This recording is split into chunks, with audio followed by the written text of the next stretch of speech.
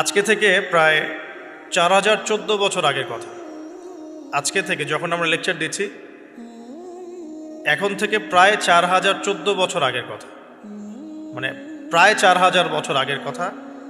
হিসেবটা মেলানো হয়েছে এভাবে যে ঈসা আলাইহিসসালাম এবং মুহাম্মদ সাল্লাল্লাহু আলাইহি ওয়াসাল্লামের যে উম্মত, এর মধ্যে ডিস্টেন্স ছিল 570 বছরের মতো। আবার মুহাম্মদ সাল্লাল্লাহু আলাইহি ওয়াসাল্লামের উম্মতের 1444 বছর চলে গেছে, এটা কাউন্ট করা যায়। আর এর আগে ঈসা আলাইহিসসালাম থেকে ইব্রাহিম আলাইহিসসালামের ডিস্টেন্সটা হচ্ছে 2000 বছর। এই ক্যালকুলেশন করলে বোঝা যাচ্ছে যে প্রায় 4000 বছর আগের কথা, বা 4014 বছর আগের কথা। গল্প শুনতে আমাদের ভালো লাগে তো নাকি? গল্পের মাধ্যমে অনেক কিছু জানা যায় আর কি। আজকে গল্পটা কিন্তু একটু ইউনিক। আজকে থেকে প্রায় 4014 বছর আগের কথা। একটা চমৎকার সভ্যতা ছিল, ঐতিহাসিক সভ্যতা, তার নাম ছিল ব্যাবিলন। এটা ইরাকে ছিল, সেখানে বাবেল নামে একটা শহর ছিল। আমরা অনেকে জানি না যে বর্তমান বাগদাদ হচ্ছে সেই বাবেল নগর। বর্তমান বাগদাদ হচ্ছে সেই বাবেল নগরী। আর বাবেল সম্পর্কে আল কোরআনে কিন্তু আয়াত আছে। আল কোরআন এমন একটা কিতাব, বিস্ময়কর কিতাব, যেখানে সব কিছুই নাজিল করা হয়েছে। তো আল্লাহ পাক সূরা কাহফে তো বলেছেন, ওয়ালাকাদ সাররাফনা ফি হাযাল কুরআন লিন-নাসি মিন কুল্লি মাসাল। আমি এই কোরআনে মানব জাতির জন্য প্রত্যেকটা বিষয়কেই ব্যাখ্যা করেছি। ওয়া নাযালনা আলাইকাল কিতাবা তিবয়ানান লিকুল্লি শাই। হে নবী, আমি আপনার প্রতি এমন একটা কিতাব নাজিল করেছি যেটা তিবয়ানান লিকুল্লি শাই, প্রত্যেকটা বিষয়কে ব্যাখ্যা করে। যারা আহলে কোরআন, ভ্রান্ত আকীদার অনুসারী, তারা কিন্তু এই আয়াত থেকেই দলিল পেশ করে। কোরআন তো তিবয়ানান লিকুল্লি শাই, প্রত্যেকটা বিষয়ের ব্যাখ্যা। তার নতুন করে হাদিসের কি প্রয়োজন আছে? এটা আমাদের আলোচনার টপিক না, আমরা ওদিকে যাচ্ছি না। তো আল্লাহ পাক কোরআনে কিন্তু বাবেল নগরীর কথা বলেছেন। সূরাতুল বাকারার 101-2 এই আয়াতগুলোতে আছে। এই বাবেল নগরী তৎকালীন সময় জাদুবিদ্যার একটা আকড়া ছিল আর কি। এর আগে আমরা জানি সুলাইমান আলাইহিস সালামের সময় ওই হারুত আর মারুত দুজন ফেরেশতাকে দিয়ে মানুষকে পরীক্ষা করা হয়েছিল। এই ঘটনাটা সূরা বাকারার 101-2 এই আয়াতগুলোর মধ্যে আছে, দেখে নিয়েন। আমি রেফারেন্সগুলো বলে দিলাম। এখানে এই বাবেল নগরীর কথাটা আছে, ঠিক আছে? তো এই নগরীতে প্রায় 4014 বছর আগে একটা ফুটফুটে সুন্দর শিশু জন্ম নেয়। দেখতে খুবই সুন্দর, অমায়িক, দেখলেই মানে মন কেড়ে নেয়ার মতো সুন্দর। এমন কিছু বাচ্চা থাকে কিন্তু দেখলে আদর করতে ইচ্ছা করে, মন কেড়ে নেয়ার মতো, ইউনিক, সবার চেয়ে আলাদা। এবং জন্ম নিয়েছে সে এমন একটা পরিবারে, যেই পরিবার তৎকালীন সময়কার যে জালেম শাসক নমরুদ, তার প্রধান পুরোহিত, তার নাম আজার। তৎকালীন বাবেলের শাসনকর্তার নাম হচ্ছে নমরুদ এবং তার প্রধান পুরোহিতের নাম আজার। তার ঘরেই জন্ম নিয়েছেন এই তাওহীদের শেকর ইব্রাহিম আলাইহিস সালাম। আল্লাহ পাকের কি মানে, আল্লাহ পাক কি না করতে পারেন? যেখানেই আবু জেহেল, সেখানেই মুহাম্মদ সাল্লাল্লাহু আলাইহি ওয়াসাল্লামের জন্ম হয়।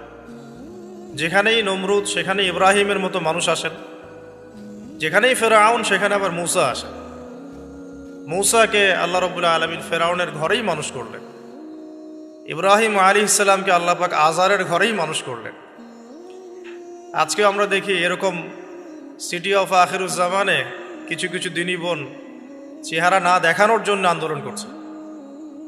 চিন্তা করতে পারেন, যেখানে যত বেশি জাহেলিয়াত, সেখানে তত পাক্কা মুসল্লি জন্ম নেবে, মুমিন জন্ম নেবে ইনশাআল্লাহ।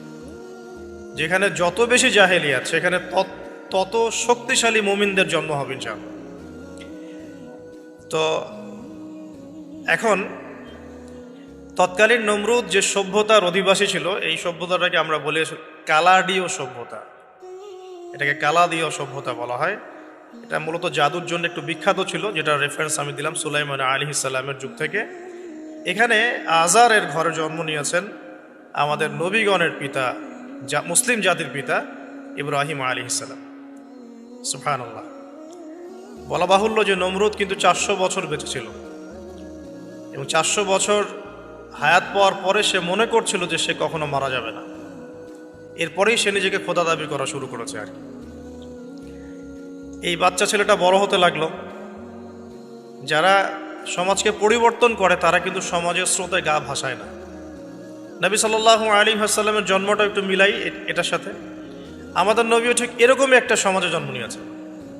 ইব্রাহিম আলাইহিস সালাম যেমন জন্ম নিয়েছেন শিরকে ভরা সমাজে, চতুর্দিকে মূর্তি পূজা হচ্ছে, ইভেন তার বাসায় তার বাবা হচ্ছে মূর্তি পূজারীদের সর্দার, তার ঘরে তিনি জন্ম নিয়েছেন। ঠিক তেমনি রাসূল সাল্লাল্লাহু আলাইহি ওয়াসাল্লাম যে মক্কায় জন্ম নিয়েছেন, সেই মক্কা ছিল শিরকের আকড়া। সেখানে লাত, উজ্জা, হুবল, মানাতের পূজা হতো, সুদ ছিল, জিনা ছিল, ব্যভিচার ছিল, মাদক ছিল, গোত্রীয় হানাহানি ছিল, নারীর অবমাননা ছিল। এরকম আইয়ামে জাহিলিয়াতেও নবী সাল্লাল্লাহু আলাইহি ওয়াসাল্লাম জন্ম নিয়েছেন। নবী সাল্লাল্লাহু আলাইহি ওয়াসাল্লাম, ইব্রাহিম আলাইহিস সালাম, দুজনের চেহারাও একরকম ছিল। দুজনের চেহারার গঠনটাও একরকম ছিল, দেহের গঠনও একরকম ছিল। মেরাজের রাতে নবী সাল্লাল্লাহু আলাইহি ওয়াসাল্লাম দেখে এসেছিলেন যে ইনি কে, যাকে দেখতে হুবহু আমার মতো লাগছে। জিবরাইল আলাইহিস সালাম বলেছেন ইনি আপনার পিতা ইব্রাহিম আলাইহিস সালাম। সুবহানাল্লাহ। ঠিক তেমনি আমরা খেয়াল করে দেখি যে জীবনের যে চড়াই উতরাই, পারিবারিক জীবন, সামাজিক জীবন, হিজরতের জীবন, দিন প্রতিষ্ঠা ইত্যাদি, প্রত্যেকটা ডিপার্টমেন্টেও ইব্রাহিম আলাইহিস সালাম আর মুহাম্মদ সাল্লাল্লাহু আলাইহি ওয়াসাল্লামের মধ্যে একটা চরম মিল আছে। এটা আমরা আস্তে আস্তে এই গল্পের ভিতরে গেলে বুঝতে পারবো। আর এই কারণেই হয়তোবা আল্লাহ ভালো জানেন, এই কারণেই হয়তোবা আমরা যখন তাশাহুদের পর দরুদ পড়ি, আমরা দরুদের মধ্যে অন্য নবীর নাম নিচ্ছি না, আমরা মুহাম্মদ সাল্লাল্লাহু আলাইহি ওয়াসাল্লামের সাথে ইব্রাহিম আলাইহিস সালামের নাম নিচ্ছি। হতে পারে এটা একটা কারণ, আল্লাহ ভালো জানেন। এখন এরকম পরিবেশে বড় হতে লাগলেন ইব্রাহিম আলাইহিস সালাম।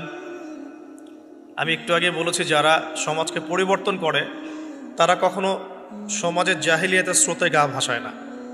মুহাম্মদ সাল্লাল্লাহু আলাইহি ওয়াসাল্লাম সমাজ পরিবর্তন করেছেন আইয়ামে জাহিলিয়াতকে মাত্র 23 বছরের ব্যবধানে, কিন্তু তিনি কিন্তু জাহিলিয়াতের সাথে গা ভাসান নাই। তিনি কখনো সুদ খাননি, তিনি কখনো মূর্তি পূজা করেন নাই, তিনি কখনো কোনো অন্যায় গুনাহ করেন নাই, তিনি কখনো মাদকদ্রব্যের কাছেও যান নাই, কিন্তু সমাজটা ছিল এগুলোতে নিমজ্জিত। ঠিক ইব্রাহিম আলাইহিস সালামের ক্ষেত্রেও সেম। তিনি একজন প্রধান পুরোহিতের ঘরে জন্ম নিয়েও কখনো মূর্তির ধার কাছে যান নাই। বরং একটু যখন বড় হচ্ছেন, একটু বড় বলতে ম্যাচিউরড, আমাদের টিকটক প্রজন্মের মতো না, এরা 20-30 বছর হয়ে গেল ম্যাচিউরড হয় না, বুদ্ধি প্রতিবন্ধী, বিকলাঙ্গ। ইভেন ইদানিং আমাদের মেয়েরা ছেলে হচ্ছে, আমাদের নারীরা এখন পুরুষত্ব দেখাচ্ছে, আর আমরা পুরুষেরা ফেসবুকে একটা স্ট্যাটাস দিয়ে ক্ষান্ত হয়ে থাকি। এটুকু আমাদের দায়িত্ব উম্মার প্রতি। আর এখানে আমরা দক্ষতা অর্জন করেছি অনেক। আমরা সবাই কিবোর্ড মুজাহিদ, আমরা এটা মনে করি। এটাই যুদ্ধ, এটাই জিহাদ। আর নারীরা মাঠে যুদ্ধ করছে সম্ভ্রমের জন্য, অধিকারের জন্য ইত্যাদি। ফ্যামিলিস্ট রেভলিউশনের দিকে তাকালেও তাই দেখা যায়। ছেলেরা এখন বেকার হয়ে যাচ্ছে, কিন্তু মেয়েরা স্বাবলম্বী হচ্ছে। তারা দিনদার নয়, এই মেয়েগুলো দিনদার নয়, কিন্তু জীবনে প্রতিষ্ঠিত হওয়ার জন্য লড়ছে, চ্যালেঞ্জ গ্রহণ করেছে। এটা ছেলেদের উচিত ছিল। তা আজারের ঘরে জন্ম নেওয়া সেই ইব্রাহিম কিন্তু চ্যালেঞ্জ গ্রহণকারী একটা ছেলে। সে এখন তার পিতাকে বলছে, কি বলছেন? আমরা একটু কোরআনের ভাষা শুনি। আল্লাহ রাব্বুল আলামিন বলেছেন, সূরা মারিয়ামের মধ্যে এসেছে ঘটনাটা 41 থেকে 45 নম্বর আয়াতের মধ্যে। আল্লাহ পাক বলছেন, ওয়াজকুর ফিল কিতাবি ইব্রাহিম বা'দা আউযু বিল্লাহি মিনাশ শাইতানির রাজীম। হে নবী মুহাম্মদ সাল্লাল্লাহু আলাইহি ওয়াসাল্লাম, আপনি এই কিতাবে ইব্রাহিমের ঘটনা বর্ণনা করুন।